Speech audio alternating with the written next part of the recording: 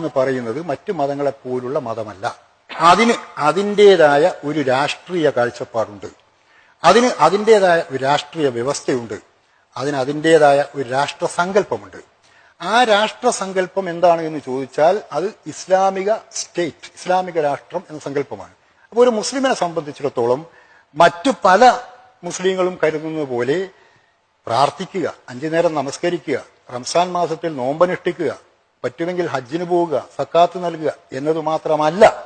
മറിച്ച് ഒരു ഇസ്ലാം സമ്പൂർണ്ണമാകണമെങ്കിൽ മുസ്ലിങ്ങൾ ഇസ്ലാമിന്റെ ഭരണം സ്വന്തം രാജ്യത്ത്, പറ്റുമെങ്കിൽ ലോകത്തിൽ ഉടനീളം സ്ഥാപിക്കുവാനുള്ള പ്രവർത്തനം നടത്തണം.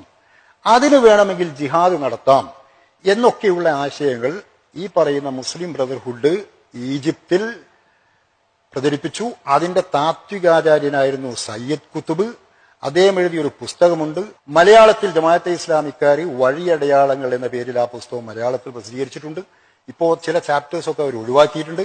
ഈ മൈൽ സ്റ്റോൺസ് ആണ് ഇസ്ലാമിക തീവ്രവാദത്തിന്റെ ബൈബിളായിട്ട് പരിഗണിക്കപ്പെടുന്നത്. അതേ സമയത്ത് തന്നെ ഏതാണ്ട് 1941 ഇന്ത്യ ഉപഭൂഖണ്ഡത്തിലും ഈ പറയുന്ന മുസ്ലിം ബ്രദർഹുഡ് മുന്നോട്ട് വെക്കുന്ന ആശയത്തോട് സാമ്യമുള്ള ഒരു പ്രസ്ഥാനം നിലവിൽ വന്നു. അതാണ് ജമാഅത്തെ ഇസ്ലാമി. ഇസ്ലാം എന്ന് പറയുന്നത് സമ്പൂർണ്ണമാകണമെങ്കിൽ അതിൻ്റെതായ ഭരണവ്യവസ്ഥ സ്ഥാപിക്കണം. അത് സ്ഥാപിക്കുക എന്നത് മുസ്ലിങ്ങളുടെ കടമയാണ്. അതിനുവേണ്ടി ജിഹാദ് നടത്താം എന്നൊക്കെയുള്ള ആശയങ്ങളാണ് ഈ പറയുന്ന സംഘടനയും പ്രചരിപ്പിച്ചു പോകുന്നത്. മാത്രവുമല്ല, ജമാഅത്തെ ഇസ്ലാമിയുടെ സന്ദേശം എന്ന പേരിൽ അതിന്റെ സ്ഥാപകനായ മൗലാന മൗദൂദി എഴുതിയ പുസ്തകത്തിൽ പറയുന്നത് ജനാധിപത്യം, മതേതരത്വം, ദേശീയത എന്നീ ആശയങ്ങൾ നിങ്ങളുടെ ഇസ്ലാമിനും ഈമാനിനും ഘടകവിരുദ്ധമാണ് എന്നാണ്. എന്നുവെച്ചാൽ മതനിരപേക്ഷത പാടില്ല, മതവും രാഷ്ട്രീയവും രണ്ടാണ് എന്ന കാഴ്ചപ്പാട് പാടില്ല, ജനാധിപത്യം പാടില്ല. കാരണം ജനാധിപത്യത്തിൽ പരമാധികാരം ജനങ്ങൾക്കാണ് നൽകുന്നത്. പരമാധികാരം ജനങ്ങൾക്ക് നൽകാൻ പാടില്ല. പരമാധികാരം അള്ളാഹുവിന്, എന്ന് വെച്ചാൽ ദൈവത്തിന് നൽകണം.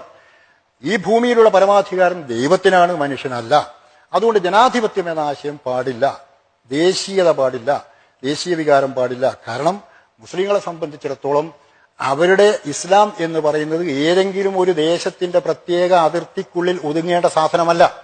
എവിടെയൊക്കെ മുസ്ലിങ്ങളുണ്ടോ, അവർ ചൈനയിലായാലും ശരി, ഇന്ത്യയിലായാലും ശരി, റഷ്യയിലായാലും അമേരിക്കയിലായാലും ഇനി യൂറോപ്പിലായാലും ആഫ്രിക്കയിലായാലും അവരൊക്കെ ഒറ്റ സമുദായമാണ്. അതുകൊണ്ട് ദേശീയത എന്ന സങ്കല്പം ഇസ്ലാമിന് അന്യമാണ്.